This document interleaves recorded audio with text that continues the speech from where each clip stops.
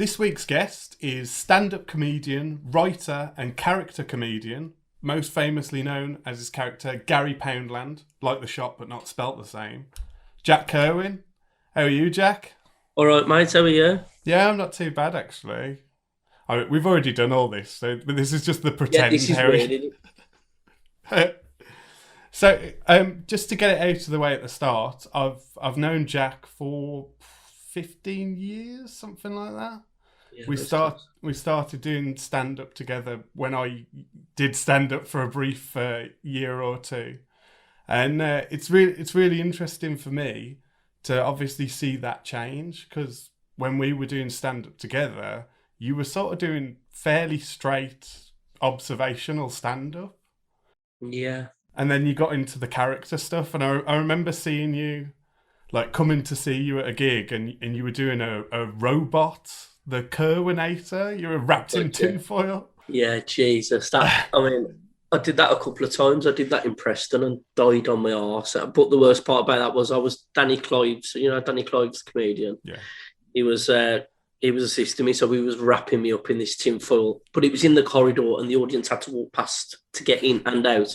So I died on my arse, and then they were all walking past in silence as I was taking it all off afterwards, kind of thing. It was grim. But yeah, sorry, I started out just doing just bits of observation and kind of one-liners, really. Just thought that was what the thing was, kind of. And no idea that you could go on and try character stuff or different sorts of things. so what got you into the character stuff? Was it, did you see someone doing it, or was it just like, fuck it, I'm going to try something different? I used to get daft ideas and just never do anything with them. And then I started just thinking, oh, fuck it, I'll do it for myself more than anything, just because I'm convinced this is decent or I find it funny. So maybe somebody else will. But I don't think there was I can't remember there being an actual point where I thought, I'm going to do this. It was just, I was starting to copy people's voices and stuff like that and notice, the way people walk and all that sort of thing, and just started to mimic people and think I'm gonna have a go. The first time I did the Gary Powndland stuff was at the Breaking Talent thing at Brum Comedy Festival. Where no, it's weird how it came about, but it must have. I think when I met Andrew McBurney, we started doing sketches and stuff together, and I think it was kind of then I sort of realised, God, I love this much more than going up. And even that was a bit of a character anyway when I used to do kind of the straighter stuff, but I just found that I enjoyed it a lot more. I just thought it was much more stupid and silly, and I thought if you could get laughs and that you can get laughs doing this really stupid stuff, it's kind of really validating kind of thing. Is that the word, validating? Because Yeah, I just felt like a fucking lunatic before that, having daft ideas, yeah. like without expressing it, it's just stuck in your head and you're a fucking potentially a nut job. So, when I think if you get people to laugh at you, oh God, this is where I fit in, kind of thing. I'm not messed up. Yeah, you being Gary in the street is a lot different to you being Gary in front of an audience. Yeah, that'd be getting on the bus and doing it for the sake of it would be that would be weird. And so, where is Gary based on anyone, or is it just like a sort of amalgamation of people? And then with that is the detail of the Peter Andre T-shirt. Like, was that just a random thing you had, or? Well, the kind of character came about. It was a chap at work whose surname was similar to Poundland. I won't say what it is, and the voice was his basically. And I remember I did nail an impression of him. It's going to be about 6 or 7 years ago now. I just kind of did an impression of what I did. One of the lads was working in the part of the factory, and I kind of crept in the room and just did the what you up to kind of thing. And he thought it was the chap. That sounds really wanky. Like he really thought it was him, but he said I thought it was him. So the voice was there, and then I found these pair of glasses at work. The shoulders are taken from someone else at work, where he kind of turns around like that. He has to turn his own body turn his own body when he wants to move, kind of thing. So without that job, it's really weird, but none of it would have happened. I wouldn't have met the name came from there, the voice, the glasses. The Peter Andre top was I went, have you heard Lindsay, like these lads like shit shirt nights and stuff. Oh, You yeah, wear yeah. a dodgy shirt. But we did one in my local about, I don't know, maybe 12, 13 years ago. And I just bought, they were like, so, you know, you buy a shit shirt and that's it. You all look stupid. That's the thing in it. And I bought 3 Peter Andre t-shirts. I went on eBay and bought 3. There was like a black one, a yellow one, and I think a green one. And I wore the 3 of them. But as everybody started to get more and more drunk. When I was going for a wee in the toilet, I was changing my t-shirt just because I'm fucking stupid. I mean, just because I wanted to people going to go, like, have you changed that t-shirt? And I was going, how many fucking Peter Andre t-shirts? By the end of it, we went to like such a state that was the only one left. And I thought, well, I'm just going to wear it and never ever make a reference to it ever. He's not even a Peter Andre fan. I think he'd just say something like he probably found it in a bargain basket or something. Yeah. For £1 for a t-shirt. It's such a nice detail that it's I don't know, like, again, I don't know why, but it's like if he'd just got a plain t-shirt on, it wouldn't be as good as the Peter Andre. Yeah, just a bit more adds to the oddball thing, doesn't it? I do like the idea if anybody asks about the character, you know, why are you wearing a Peter Andre t-shirt? Like the character would just kind of say, it's none of your fucking business. Like, you know, what's he got to do with you? I think. It's because you saying about factories and stuff is I was clearing out a factory once for part of my old job, and I found these, and I've held on to these for ages because I was like, these are Gary Powndland safety glasses if I've ever seen them. I was a belt. Like, look at the colour of them. I know, yeah. They're pure 70s safety glasses, aren't they? Spectacular. I tend to get up. What I do, I go up the opticians by us, and now and then I broke the last pair because Andy had to slap me in the show, so I was broke. And I go up the opticians and give him a tenner, and the bloke who owns the optician lets me have a look through. He's got a big box of old. So the ones I've got, these are probably definitely a dead old used to belong to a dead old woman, I think. And I just he lets me pick 5 pairs out, and I'll put a tenner in the charity box kind of thing. You mentioned Andy and working with Andy. Can we talk about the Weird Arseholes, which is your comedy group, I suppose? Yeah, we also me and Andy met about. I'm fucking awful with dates, so Andy will watch this and see that I'm getting dates wrong, but that's me constantly.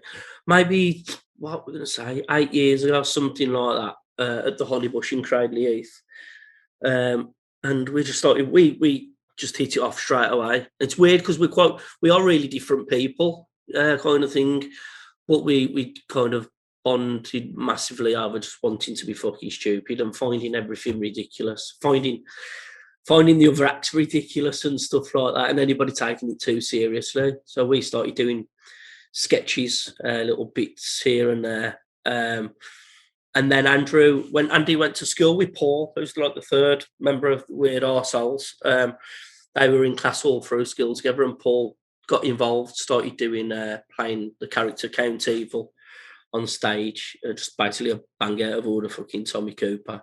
And we all started Paul's just as fucking soft as us too, so we just started writing stuff together, and then, this could work, you know. But just doing it for fun and just out of just to make each other laugh. Yeah. I think that's the most important thing with any sort of creative endeavour. That's what I always say to people is like, do it for you first. Like, don't do it for anyone else. Because if you start doing something for everyone else and you're not enjoying it, what's the point? Because it's not going to last. If you try and do anything, Andy always said to me, if you're doing something out of enthusiasm, you're always going to put more into it, and it's going to be whatever the thing is going to be better as a result, kind of thing. But yeah, I never did it for that reason. It was always I started doing it because I needed. I was quite low and stuff. You know, I was pretty much on the floor and needed something to boost my self-esteem. So that's the reason I kind of got into it. It's just to give myself a kind of purpose and make myself feel good. But now you've got 91,000 followers on Facebook. Does that feel good? It's fucking mental. It's, excuse my French.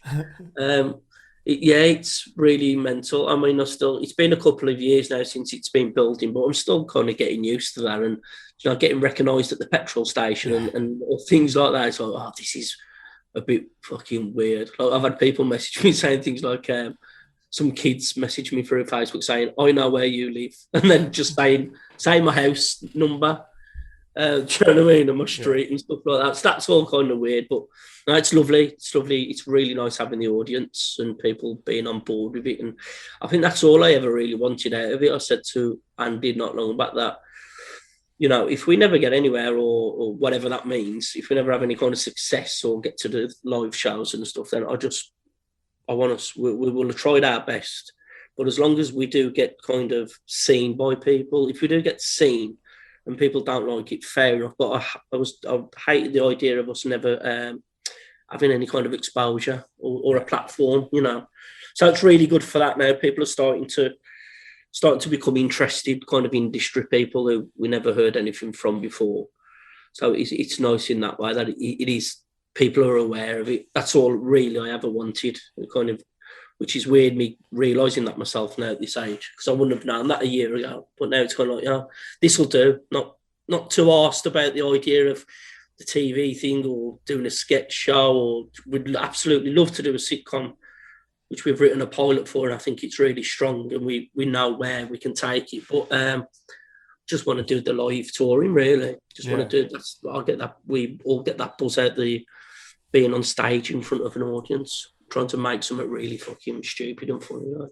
At least you've got a big audience on Facebook, and you can do whatever you want. There's no one telling you. It's the new. I think it is the new TV, isn't it? Well, that's what the internet. It is going to wipe it out. It'll be completely. I would guess something like maybe in the next 15, 20 years. I can imagine it just dying a death.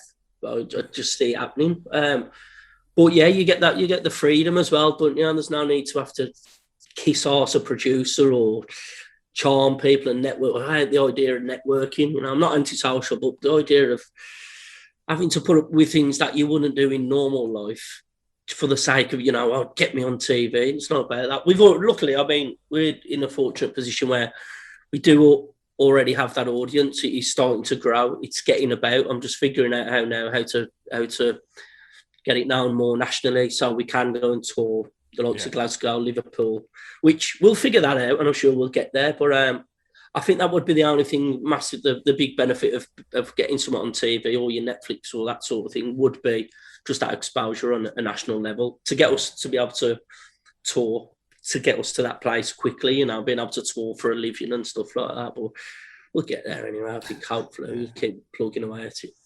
Well, I've been watching the sort of the venues get bigger and bigger. Each time you announce some more gigs or whatever, it's like the size of the venue seems to get bigger and bigger. This week, you sold out Birmingham Town Hall. Yeah, it's madness. It's weird because obviously there's kind of been this kind of upward trajectory. I'm struggling with this word. I always struggle with this word. Trajectory. Can you say it for me, Mark, please? Trajectory. There it is. So there's been that the past year, but I'm always kind of waiting for it to fall on its flat on its face, kind of thing. And I went to bed like the night before those tickets went on sale, thinking, okay, well, if we sell 100 tickets tomorrow, it's not till December. We've got months for it to build and whatnot. But the promoter Mike, who's got on board, rung me at it's about 12 minutes past 10 after they've gone on sale and said, we've sold 200 tickets in 12 minutes. And I said, and I was at work. So for anyone who doesn't know, I work at, I'm kind of working a regular factory job. And my fucking head nearly fell off. I was like, I don't know. I didn't do a lot of work after that, to be honest. It was just like, I couldn't fucking function. I was being asked things and again, I don't know, you're going to have to give me a minute to compose myself kind of thing. But yeah, it's been really wicked playing those venues as well, and we always kind of look and go, well, who's played here in the past? What sort of heroes? And the weird thing is with this one, it's kind of like the fucking Beatles and the Stones. And then we watched the documentary about it the other day on YouTube to have a look at the venue, just to take everything in really. and fucking Edgar Elgar, had played there, and Charles Dickens did some readings from there. And fuck, we've playing the same venues as Charles Dickens. Fuck off. Ridiculous. So, what for anyone who hasn't seen it, what is the live show? Because it's not just like an hour and a half of Gary, is it? No, so it's basically the living room is Gary's. The stage is Gary's living room, but you've got characters in and out. It's much more bottom live than people kind of realise. And the nice thing is with people, a lot of people believe in the character to be real through the Facebook page. Who's got fucking Sam Foxes living with them. When people do come to the show, they're then quite pleasantly surprised, you know. So I think we've kind of got that in our arsenal, that a lot of the industry people and a lot of people who just watch the stuff are not aware that between the three of us, we've probably got 30 years kind of gigging experience and writing and performing and stuff like that. So there's a real show for people to come to if they do decide they want to do that, you know. Yeah.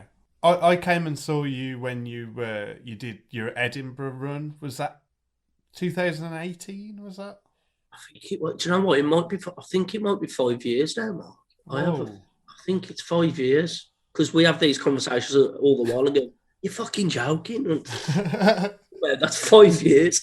I think it's about 5 years. Yeah. Yes, mate. Yeah. Are there any plans on when you can doing another Edinburgh run, or because I know you didn't have like the best of times while you were there, did you? It was as bad as everyone says it is, and worse. It was shite. It was. I mean, don't get me wrong. I'd say it to Andy now. I'd never change.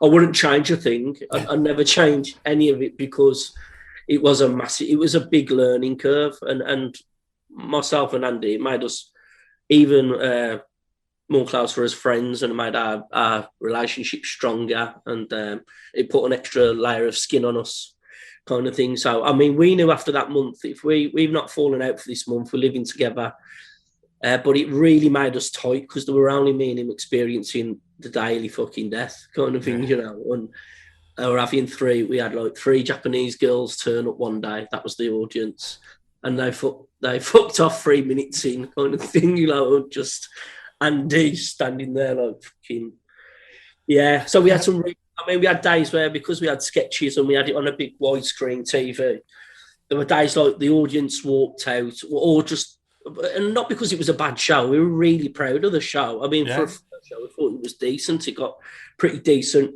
review from Steve Bennett, and we were really happy with it. But we couldn't get anyone in. We had no backing, no, experience of how to push the show and stuff like that. But yeah, it was worth it. It was actually worth it. It was really grim. I mean, like I said, there was one time the audience we did have walked off because they couldn't understand the language.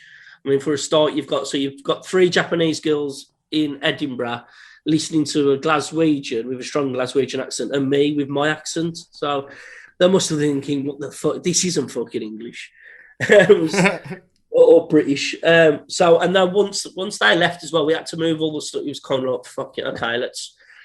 I discovered wine there. I'm going to buy fucking 2 bottles of wine.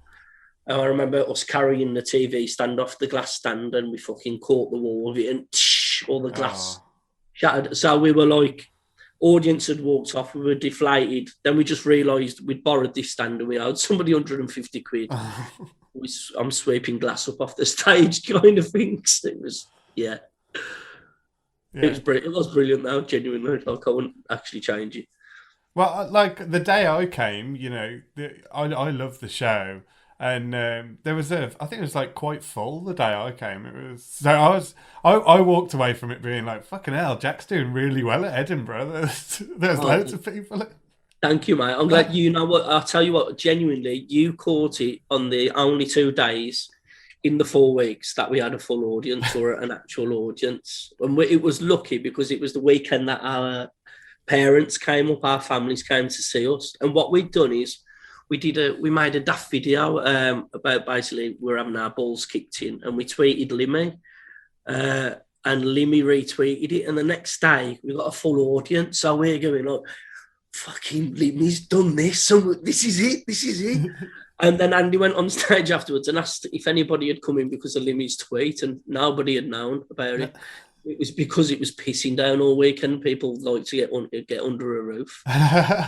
So I'm glad you caught it when it was decent. Like the rest of the month was fucking. I nearly stopped doing the character Gary Powndland after Edinburgh.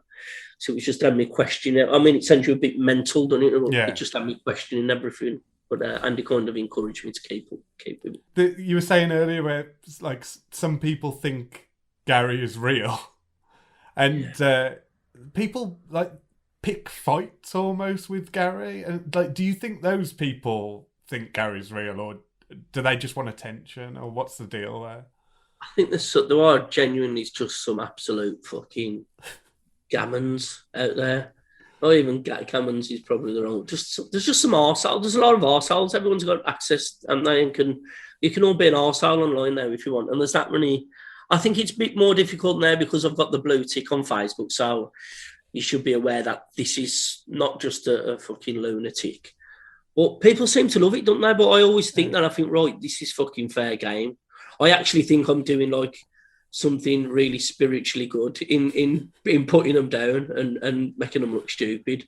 So I think, yeah, I do actually. Fucking hell, I sound like a right wanker. But I mean, in the sense that there's a lot of this goes on, and there are genuine people that, for some of them, for all they know, it could be a real person, and they genuinely think they're being, absolutely horrific to somebody online for no reason. And this is the world where, people top themselves because of comments online and all that sort of stuff, don't they? So I always feel like, oh, you're fucking fair. This is fair game now. If you believe this to be real, I do like trying to make people look stupid if they're clearly fucking arseholes. Yeah. Or teach them a little bit of a lesson kind of thing. And you shouldn't go around talking to people like that. No, it's true, man. And like, say you've got the sort of platform to do that as well as to make someone look stupid.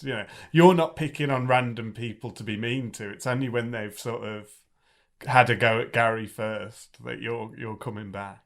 Yeah, I mean, I'm sort of reluctant now to do it. I mean, I might pull back from it a little bit just because I think even if it's a massive arsehole, like, there might not be massive arsehole forever. They might get some stick, and then do you know what I mean?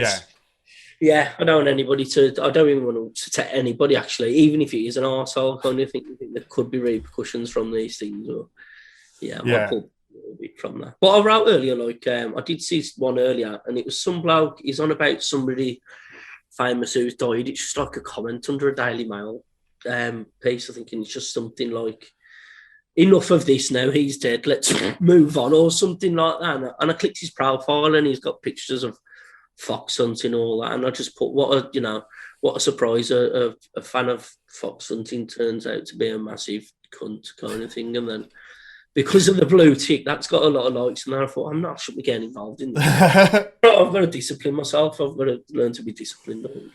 Because it's fair. I was like telling somebody last night, I was like, I'm interviewing my mate Jack, who's Gary Powndland. And my friend was saying he knows someone, and he sees it on Facebook, who, whenever you write something as Gary, just replies, "Hello, Gary," like you're a person. Yeah, I get some really because I do personalised video messages as well. I'll send those out by WhatsApp. So now and then I've had like some phone calls 3 o'clock in the morning, and because I think I've got a really big kind of, I think a lot of working class. A lot of the followers are working class audience. It's like, Gary! Just like someone's absolutely pissed out the face in the living room. Someone did it the other day, and I've had to block the number because I thought this is fucking weird, man. But people will inbox me as well and just put, Gary. What? That's fucking mental. Not even a question.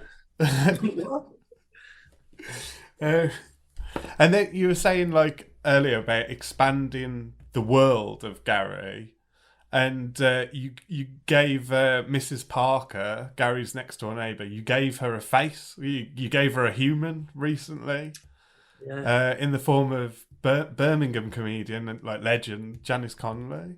Yeah, Janice is wicked. You've met Janice, haven't you, Mum? Yeah. She's wicked, isn't she? She's lovely. We've got her coming. Actually, we're doing some filming. I'm not sure when this is going to go out, but a week yesterday, we're filming a proof of concept, and Janice is involved, kind of thing. So I'm looking forward to seeing her again. But she's wicked. She's just just really cool. And you know, got so much experience of working with people. You know, the likes of Peter Kane. She's been in so many different things. So it's really wicked for that she's involved and on board, and she actually likes the stuff as well. Yeah, You know, which is nice. She's not just saying yes to it. She kind of mentions that people have said to her, "Are you Mrs. Parker?" and stuff like that. So that's really cool. And it's, you know, stuff like that as well. I love the fact that, like, 20 years ago, I was on a caravan holiday and I watched my first ever episode of Phoenix Nights, and then just thinking, oh, I'm working with her now. I know her. That's Janice. You know, it's so mad to watch that stuff as a kid and then have this contact with these people. Like Alex Lowe, it still blows my mind that, you know, Alex Lowe has lent me his season ticket for the Wolves game because he's a Wolves season ticket holder. He's like, this is mental. Yeah, sorry. Yeah. No, I love that. You know, I've had very similar experiences with people where it's just like, oh, wait, you know, a few years ago I was just a fan of this person, and now I get emails off them or whatever. You know, that is a really cool part of it if you're a bit of a comedy geek, anyway. You know, so where should we send people if to look for Gary and to look for the weird arseholes? Yeah, if they want to look, they can type it in Google or just GaryPowndland.com. There's one of them lines in the middle of Gary and Poundland. Poundland put artwork not the LIND, like the shop but not spelled the same. There's a Facebook page. That's it. Yeah. Yeah, I've got that lot that is just lifted directly from the Green Mile. You know?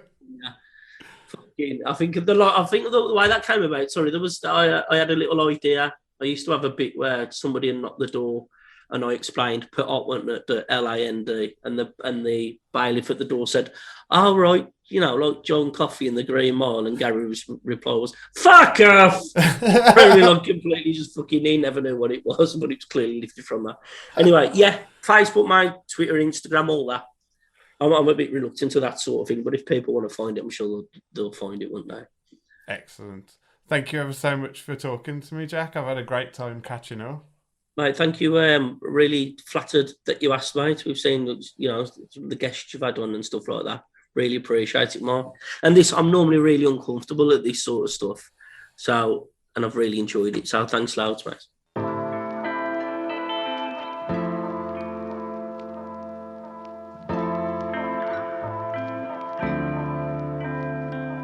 You have to embarrass yourself, Mark.